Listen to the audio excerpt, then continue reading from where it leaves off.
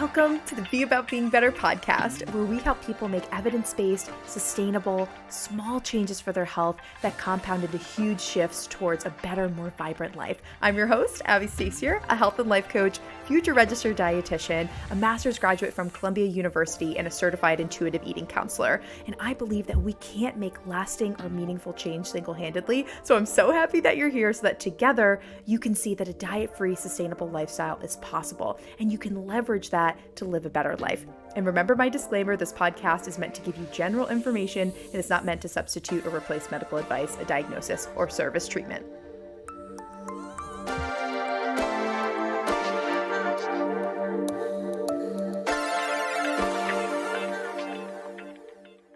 Hello, y'all. Welcome back to the Be About Being Better podcast. I am so excited for today's episode.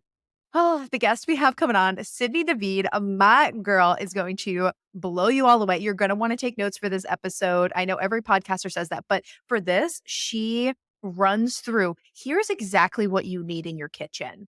Here are exactly the spices that you need. Here's where to start with a meal prep routine. So you're just going to want to write all these things down so that you got your grocery list for this week. It's going to be an amazing episode. Sydney and I completed our master's together at Columbia. So we both got our master's in nutrition and exercise physiology. And I just admire her so much. She's so great at helping people ease into cooking and make it not intimidating and still make things flavorful. Sometimes when we think, oh, easy recipes, we are compromising flavor. Sydney doesn't do that. She teaches you how to make your food flavorful in less time with not too many ingredients so that you're getting a nutrient-dense meal when you can still be busy and keep up with your busy lifestyle and all the things that y'all have going on. So I'm excited to dive into this episode. And I can't wait to hear what y'all think about it. Thanks for listening. See you in the episode. Hello, y'all. I am so excited to welcome Sydney Navid to the podcast, my girl. Thank you so much for being here today, Sid. I'm so pumped for this. Thank you so much for having me. It's always a pleasure to get to chat with you. Oh, I appreciate you. Well, we're going to dive right in because this is going to be a rapid fire type episode because you have so many tips for us and I want to make sure that we hit everything. Could you start us off with, this is a question we ask all of our listeners. We just like to dive right in. What is something that you've been through in your life that was really hard to go through at the time, but has since made you better? Like you can look back on it now and be like, wow, I'm so grateful that happened because it made me and my life better. I love that question. And I feel like this is something I've been talking a lot with just my friends. I think everybody right now in their 20s, we're all going through stuff. And people are just much more open to talking about it and normalizing everything that we're feeling. Yeah. So when I had to move back home to LA from New York during COVID, that transition really was one of the most challenging things that I have been through. Transitioning from living independently in New York, doing my own thing, hanging out with my friends, to being back at home with my family, with my parents for over a year and not anticipating that to happen was definitely tough for me. And then on top of that transition, I was dealing with my disordered eating, navigating a very unhealthy romantic relationship that I was in at the time. And all of that really culminated with me just having the worst anxiety I've ever had in my life.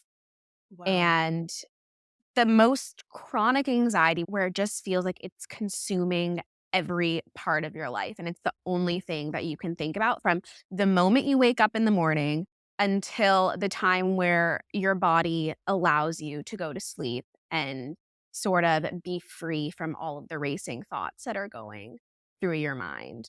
So even though that was really one of the most difficult times of my life, it's ultimately what encouraged me to seek therapy, seek working with a registered dietitian who specializes in eating disorders, and really embarking on my spiritual journey. And because of all of those experiences, now I can say that I have the best relationship to food that I've ever had in my life. I have the best relationship with myself, with my friends. So I look back on it and I'm so grateful because I know the universe had a plan for me and there was a reason why I had to go through all of those obstacles.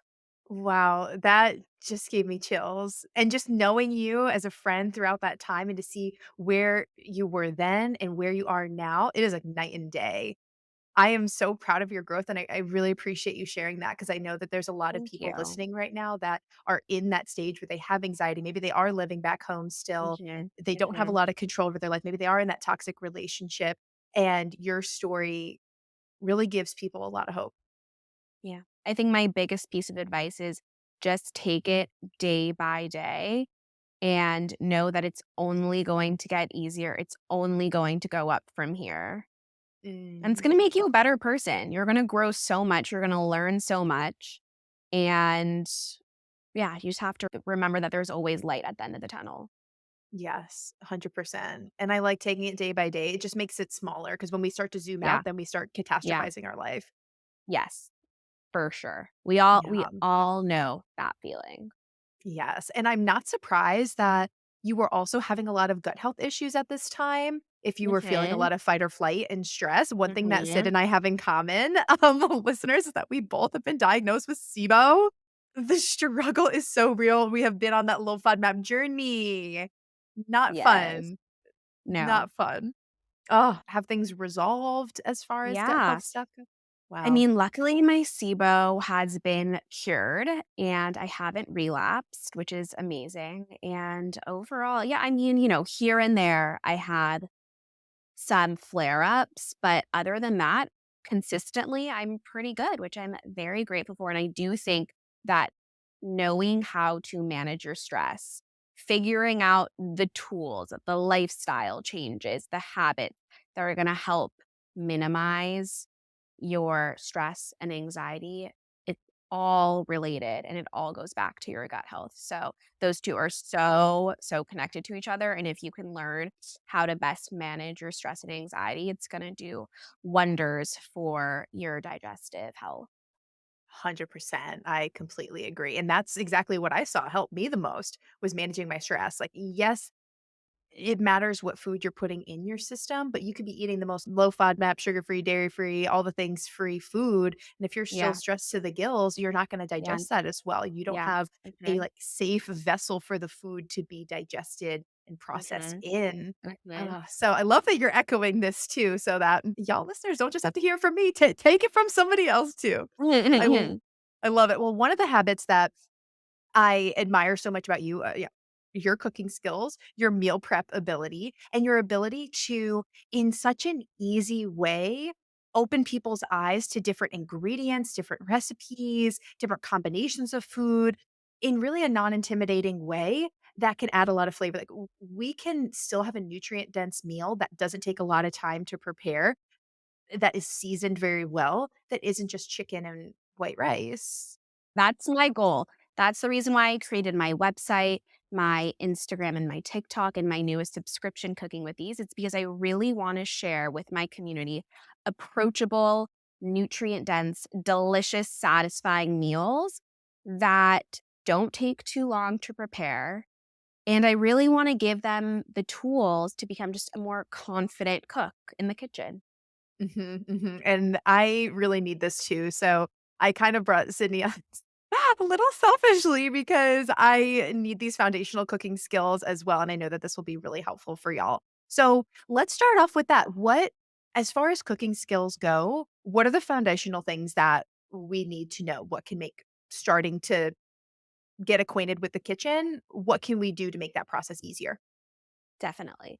So I think first off is just learning how to stock your kitchen. I know many of us are living in very tight spaces. We don't have a lot of room for storage. We might have a little cabinet space, smaller fridges. So it's really about maximizing how we use that space.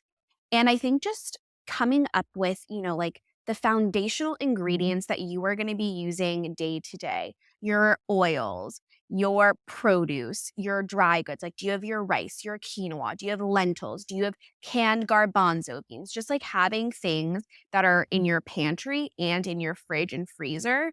So that you just have ingredients to cook with from week to week. I also think this may sound just very, I don't even know what the word is, like obviously, Sydney, but learning how to read a recipe properly. It might Mm. be like, duh, we all know how to do that. But I think it's so important before you actually get started to cook is reading the recipe from top to bottom, making sure that you have all of your ingredients laid out, making sure that you read the directions so that you can anticipate what you're going to be doing later on. It's just going to help make sure that the cooking process goes much more smoothly. You're going to prevent making any mistakes. So, definitely recommend reading your recipe. I am so guilty of this where I will read a recipe once through on like the back of the package or whatever it is. Okay, great, got it. I'll throw the package out. And then I'm like opening the trash can again, trying to Yeah. reread it Yeah. because I'm like, wait, what was that? Like, don't Mhm. throw out the package before you're done. The pro Yeah. tip. Yeah. Yes. And really follow it because there's a difference if things need to be sifted before you put it in or like I know in Exactly. our we take a lot of food science classes to be a registered dietitian and there was one, like, food science lab that we were in where at least I had to do we had different options for what we could do for our at-home lab. I picked the one that was in a baking recipe, put all the sugar in at one time versus putting the sugar put, like, a third of it in, stir it up, Right. a third stir it Right. a third stir it up versus all at one time, and I had 2 different batches, and one was completely dried out, crunchy, was not and then the other one was perfect. So there really is a difference, like, just putting a whole cup of sugar in is different than putting a third stir, a third stir, a third stir of sugar. For sure. A lot of recipes will say after an ingredient, they'll have a comma and then it'll say divided. So that means it could say like a cup of cheese divided. So that means that at one step in the recipe, you're going to be using a portion of the cheese. And then later on in the recipe, you're going to be using the remaining. So looking out for those keywords like divided. Also, a lot of people get confused with, let's say, an ingredient says like 1 tablespoon of parsley chopped. What that means is that you're going to take a tablespoon of parsley leaves and then chop it, versus if the recipe says 1 tablespoon of chopped parsley, means that the tablespoon contains parsley that has been already chopped. So being able to distinguish between the order is really important too. I love that. Yeah, because you could have too much, and especially with dry spices, they're Hmm. dried out, so they're more concentrated. So sometimes you don't Yeah. need as much of the dry ingredient than the fresh. Yeah. And I mean, other foundational cooking skills are your basic knife skills, how to make just a delicious, simple salad dressing, how to cook rice, how to cook quinoa, how to roast, how to steam vegetables, how to cook your protein. And while this may seem very overwhelming, I always recommend watching YouTube videos. YouTube videos are super helpful. Also, even on Instagram and TikTok. Just watching, having that visual component, I think makes it a lot easier to learn and with practice, you are going to master the skills eventually. Yes, yes, love that. And don't be afraid to watch YouTube videos. Like that, these I are watch YouTube videos now. I'm not a formally trained chef, so even I need to go look up and, consult outer sources who are experts in their field. 100%. Now, what would you say would be the main tools that we should have stocked in our kitchen to use? Sure. So I think this really depends on the extent to which you are cooking. For me, I'm someone that is cooking day in and day out. So I had all the tools, all the kitchen equipment under the sun. If you need something, I have it. But I really think that there are just basic things that everybody should have. So, baking sheets. So, this is what you're putting in the oven. And along with that, if you want to keep them nice and clean, I like to do first a layer of aluminum foil followed by a layer of parchment paper. And I love parchment paper. You get unbleached, so it's non toxic, it's naturally non-stick. So it just helps with minimal cleanup. And it's better for you than putting it straight on the pan or putting it on top of aluminum foil. Because over time, if you are continuously putting your food, especially if it's like an acidic or spicy food on aluminum foil, the aluminum may leach into the food over time. So I just Mm, like to avoid that altogether and use parchment paper. wow. Okay, great. But you would line first with the aluminum foil and then put the parchment paper on top. I like to do the aluminum foil first, especially if I'm making something that can leach some sauce, because then you have like that extra barrier. So then I really don't have to clean the sheet pan. Like sometimes if I'm making salmon and like the fattiness and the juiciness, it can seep through the parchment paper. So I just like having that added protection. Okay, great. Love that. And we're all about having less cleanup for sure. Cause I think that's why Yeah. a lot of people are intimidated to cook. Cause they're like, I just don't want to deal with all these Yeah. dishes. Ain't nobody got Yeah. time for that. So I love that pro tip. So, also, if you're someone who wants to cook some more protein, but you're like me and you're a little OCD about, cross contamination, or you're OCD about, is my chicken fully cooked? Is it at 165? I got a meat thermometer. And it wasn't until that I started cooking for other people when I was doing my private chef work that I was like, I need to get a meat thermometer. And it's a life changer. It's made me so much more confident. And it's made my chicken come out nice and moist. It's not dry and overcooked. So I love my meat thermometer. I use it for chicken, steak, salmon. I think that's a must have. I also like having measuring cups and spoons. Those come in handy, especially during baking. Making sure that you just have a few pots and pans, a good cutting board, a good knife. And I know everybody's into the air fryer these days. And I think it's a great way to achieve a nice crispiness and golden brown exterior in a short amount of time. So I definitely recommend an air fryer if you're someone that wants to cook in a very time effective way. Yes, which I think we're all about that for sure. Now, going back to the cutting board, would you recommend a wooden, or I think they're kind of bamboo, right? That type of cutting Yeah. board or a plastic one? So I'm not, to be honest, up to date with the newest like food safety information on cutting boards because I know some of them harbor bacteria more than others. I will just tell you the brand that I have been using lately and I really like. It's the cutting boards from Material Kitchen. So I like to have 2 to 3 cutting boards, and I'll tell you what the purpose of each is. The first one I like to use only for fruit. And the second one I'll use for my vegetables if I'm cutting onions and garlic. And let me tell you why. If I was using the same cutting board for fruits, vegetables, and onions and garlic, you might cut up a mango and then taste it and realize, why does this taste like garlic? So I like to have one exclusively for my fruit, one that I'll use for other things. And then the third one I like to use for any raw protein. And that's going to help prevent any sort of cross contamination. Love that. And I know that they have sets that have different Yeah, they have colors. sets.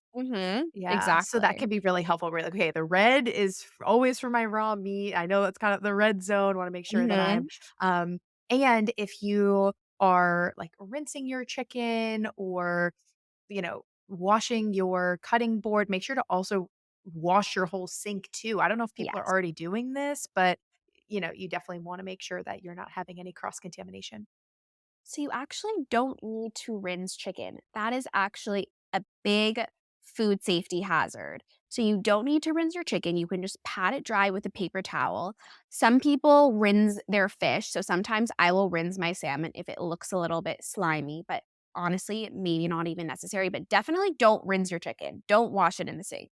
You're just spreading bacteria all over the sink surface.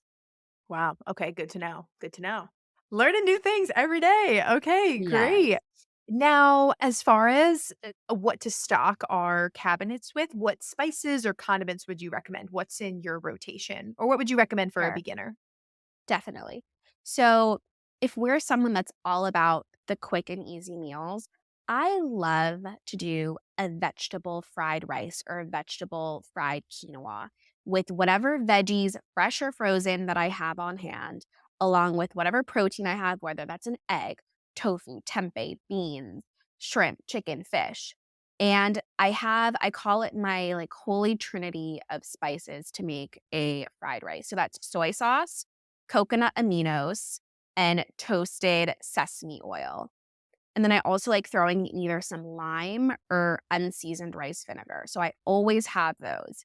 I also love to have a really good sriracha to add a little bit of spice and extra flavor to whatever I'm making. So right now, I love the brand Yellowbird, and you can find it at Whole Foods. You can find it on their website. And I love their blue agave sriracha. It's absolutely delicious. And I promise if you buy it, you will be addicted. It is so, so good. In terms of spices, I like to have garlic powder, onion powder.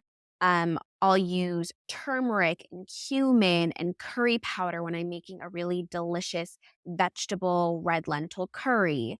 I like chili flakes.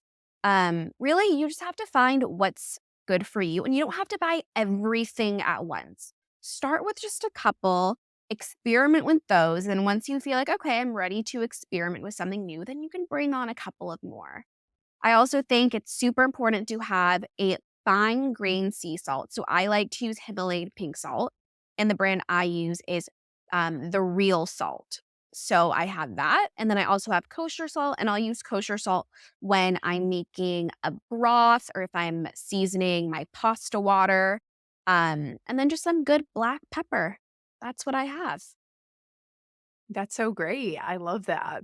And I like that you mentioned too that you don't have to get everything all at once because I think we kind of feel that urge sometimes. Like, I'm going to get serious about meal prep. I'm really going to do it this time. Let me get everything. And then Yeah. our grocery bill gets so expensive.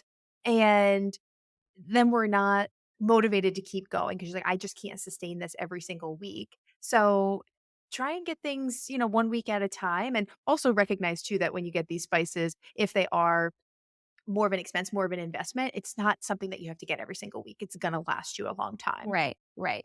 And I think it falls back to this all or nothing approach that so many of us have. Like, if I'm going to do this, I have to do it the right way. I have to do it all at one time, or there's just no point in doing it at all. But Mhm. especially when you're starting to implement meal prepping or just starting to implement healthier habits into your life, you have to do it slowly, because if you do it slowly, it's going to be more sustainable and you're going to be able to carry it on for a much longer period of time. So you just have to go at your own pace and know that you're not going to be perfect and you might not be able to meal prep every week, but at least you are making the effort and you are trying now. Yes, exactly. So tell us about your meal prepping routine and what you would recommend to somebody that is a beginner with this.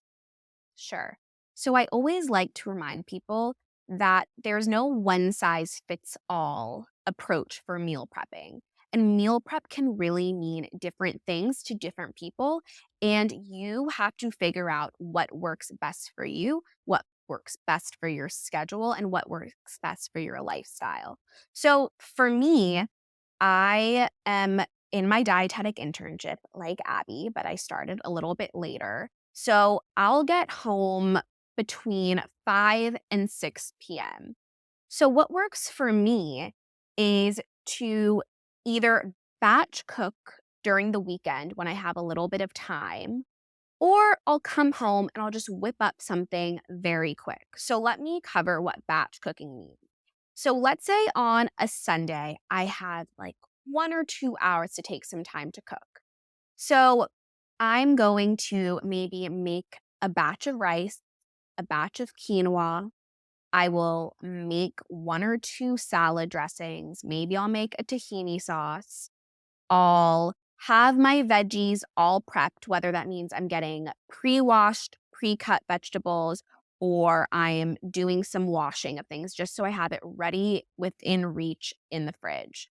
Maybe I cook some tofu. Maybe I roast some chickpeas. Maybe I will pan sear some chicken to have. So just having some basic neutral ingredients that I can jazz up throughout the week. Something else I'll do is I'll sit down during the weekend and I will figure out, okay, how many nights am I going to be eating at home this week? And how many nights or how many meals will I be eating out? So let's say I decide, okay, I'm going to be home for 4 meals this week. Then I can say, which recipes do I want to make? Or like, what am I feeling like? And you can get inspiration from Google. You can get inspiration by saving posts on Instagram or TikTok or from a subscription like the one that I offer. So then I'll choose a couple of recipes. I will make my grocery list. I'll go to the market or I'll get my groceries delivered. And that way, when I come home during the week, I have an idea of what I'm going to make. I will maybe have done some of the prep already when I had some time on the weekend, that it'll take me about 30 minutes or less to make something for dinner. It's really whatever works for you. If you're someone that likes to take a little bit of more time to invest during the weekend to do that cooking so that it's really easy during the week, I think that's great. But if you're someone who likes to come home and sort of like unwind after a long day and take like 30 to 45 minutes to cook, I think that's wonderful too. I find it to be very therapeutic. So making like a sheet pan dinner, making a stir fry, those are all very easy, simple things that I personally don't get tired of, and I'll have it every single week. Yeah, and I think that that's important because a lot of people don't like leftovers. I love leftovers. I'm a Me big too. repurpose your leftovers sort of girl. So I think for people that get tired of leftovers, making some sort of a nourish bowl can be really a good option. So for me, a nourish bowl is like it's similar to a grain bowl where you have a grain, whether that's your quinoa, your rice, or a starchy vegetable like sweet potatoes or butternut squash, something like that, with some non-starchy vegetables like broccoli, cauliflower, um, bell peppers, whatever, zucchini, whatever your favorite things are. Then you have a plant or an animal based protein, and you have some sort of dressing or sauce to tie it all together. So if you have all of those individual components ready, that means you can mix and match them throughout the week. Maybe you're feeling like you want some Mexican flavors. So you will saute your vegetables in some cumin and smoked paprika and chili powder so that you get those Mexican flavors. And then you can top it with some guacamole and salsa and maybe have it with a tortilla. Or you're feeling like Asian, so you can stir fry your grain with your veggies and tofu and add those condiments that I was talking about. And maybe even add in some kimchi for some delicious fermented probiotic, foods. Or if you want to make it Middle Eastern, you can use your chickpeas and your tahini and lemon and herbs. So you can see that if you have this blank canvas, you can elevate it using different ingredients and different spices, and it'll make it interesting. And once you just like keep doing it, I promise it's going to become like second nature. Yeah, so I think people have to figure out what are the basics that I wanna have as my blank canvas, whether that be my rice, my quinoa, my sweet potatoes, chicken, turkey, fish, shrimp, whatever that is, because you can flavor that a million different ways, however you're feeling that night or that Mhm, week. mhm, Oh, this is so good. And you can also have things hot or cold. Like sometimes I'll roast a bunch of vegetables and I'll heat it up with dinner, like roasted broccoli. And then sometimes I'll have the roasted broccoli still cold, but I'll put that on a salad. It'll be more of like mhm. grain bowl, but that adds a different smoky flavor. Yeah. And I also like to remind people who tell me, they're like, this is great. Like, I want to start meal prepping, but I just don't have the time. And my philosophy is you can always make time. If you want to do something, you will make the time to do it. And for me, you have to recognize that if you're investing 1 hour of your weekend to meal prep or 2 hours to do your grocery shopping, your shopping list, doing some prep, it is going to save you time and that mental energy during the week. How many of us have come home after a long day of work and we are starving and we are just reaching for anything that is in sight? So we end up eating the chips, the really energy dense packaged foods that after we eat them, we're gonna be like, I don't feel well. Right. So, how do we prevent that from happening? You have to just plan and set yourself up for success. So, that's why I always recommend doing just a little bit of meal prepping so that when you come home ravenous, you're not making sort of just, I don't know, like rash decisions. And if you don't have something ready and you need to have a little snack while you are getting dinner ready, try to have some sort of like fiber rich food, whether that's like some carrots and cucumbers and pairing it with a fat. I like to do Like I like to cut up some crudité, some vegetables, and then I'll dip it in some tahini with sea salt and lemon juice, and it's so good and it holds me over. It's something crunchy and cold, and the tahini is nice and creamy. You can also have some cheese if you are someone that tolerates lactose and dairy. I love having like a couple of bites of cheese with some olives and crackers, just making a little balanced bite and putting it on a plate or putting it in a bowl so that you are more mindful of the portion size is a great way to have something to eat as a little appetizer, as a little nosh while you are cooking. I love that because a lot of people don't think about their snacks until they're ravenous and then they just go for whatever is the more calorie dense option that usually Totally. is more convenient or packaged and processed that doesn't leave us nourished for that long and then we're just hungry a little bit later. Yeah. So that could be a good place if somebody's intimidated by meal prep, they don't really know where to start. And what I would suggest to start with maybe one meal for the week, Mhm. but you could also just start with your afternoon snack if you know that you get home ravenous. Like let's plan ahead for that and have an afternoon snack so that you're more level headed as you are prepping for dinner and not Yeah. totally ravenous. Awesome. So tell us about your Cooking with Ease subscription. Sure. So I recently released my subscription, Cooking with Ease, which I like to say is a part newsletter, part subscription. So let me break that down. The first Sunday of every single month, I send out a free newsletter to all of my subscribers where I include products I'm loving, recipes that I want to try. Maybe I'll give some nutrition tips.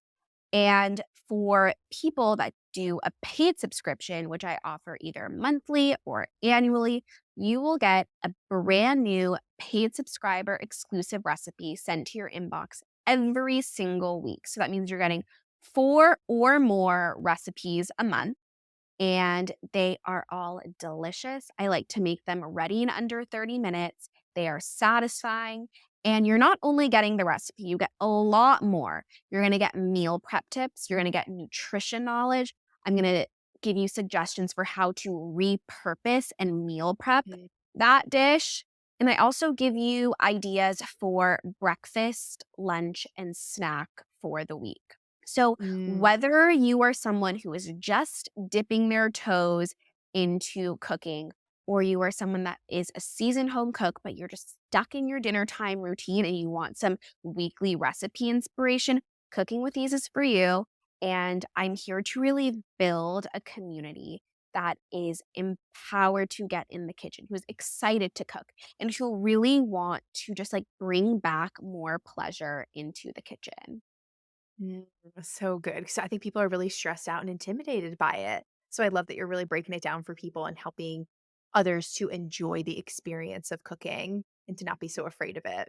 Yeah, y'all, Yes. we have this all linked up in the show notes. So head to the show notes and get the subscription, get all of the tips because Sydney is an absolute wizard and she really stays up to date on the newest products and what's out there and what's beneficial for us to use. So definitely sign up for this. Sid, where can people find you? Where are you hanging out nowadays? Yes. So I'm a lot of places. I'm on Instagram, which is where I'm posting primarily. It's just at Sydney Navid, and Abby will link that in the show notes. I'm also dabbling on TikTok, which is at Sydney.Navid. And I have my website, which is www.sydneynavid.com, and my subscription, which is on Substack. And you can find that linked on my Instagram and my website. Perfect, perfect. And we'll also have all of that in the show notes as well. Yay! All right. Well, last question to close this out, Sid. What is something you're going to do this week to make yourself and your health better? So, something that I've been wanting to do for a long time, but I just haven't made that step into actually doing it, is improving my nighttime unwinding routine. I'm someone for the longest time who needs to watch TV in order to go to sleep. And I find myself getting into bed.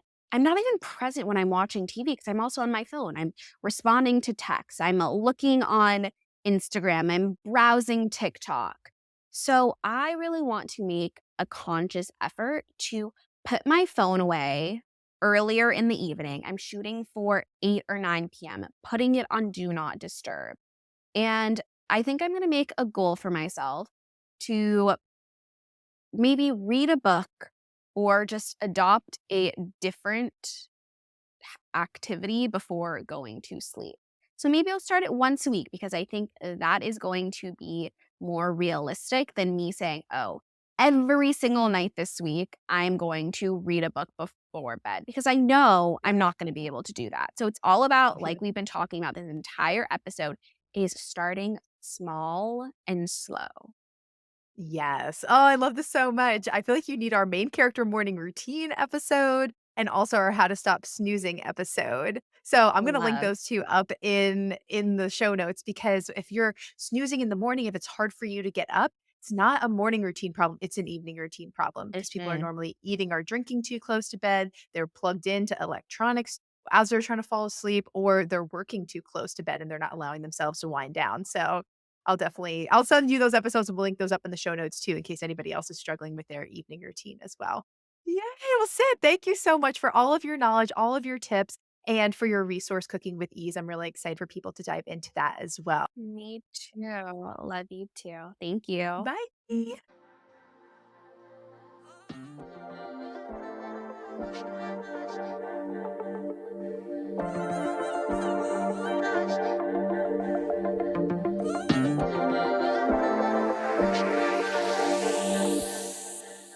Hey, y'all. Thanks again for listening to the Be About Being Better podcast. I so appreciate you. If this episode made you laugh, smile, think about yourself or your life differently, in any way making your life better, I empower you to share the show with 3 people who, just like you, need to hear this message and have this type of transformation in their lives. I personally read all the reviews of the show and see the Instagram story shares, and it honestly gives me so much joy to see that our mission is making people's lives better, and the reviews really do help in increasing our impact. So thank you so much for taking the time to do that.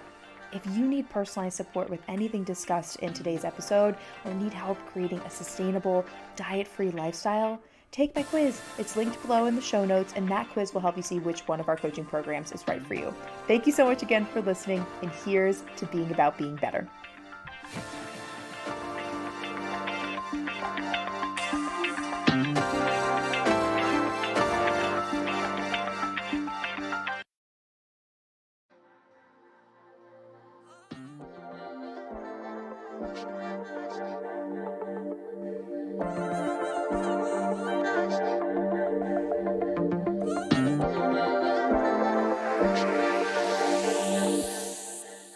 Hey, y'all. Thanks again for listening to the Be About Being Better podcast. I so appreciate you. If this episode made you laugh, smile, think about yourself or your life differently, in any way making your life better, I empower you to share the show with 3 people who, just like you, need to hear this message and have this type of transformation in their lives. I personally read all the reviews of the show and see the Instagram story shares, and it honestly gives me so much joy to see that our mission is making people's lives better, and the reviews really do help in increasing our impact. So thank you so much for taking the time to do that.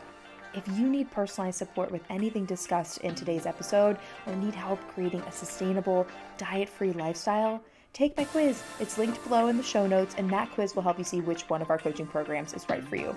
Thank you so much again for listening, and here's to being about being better.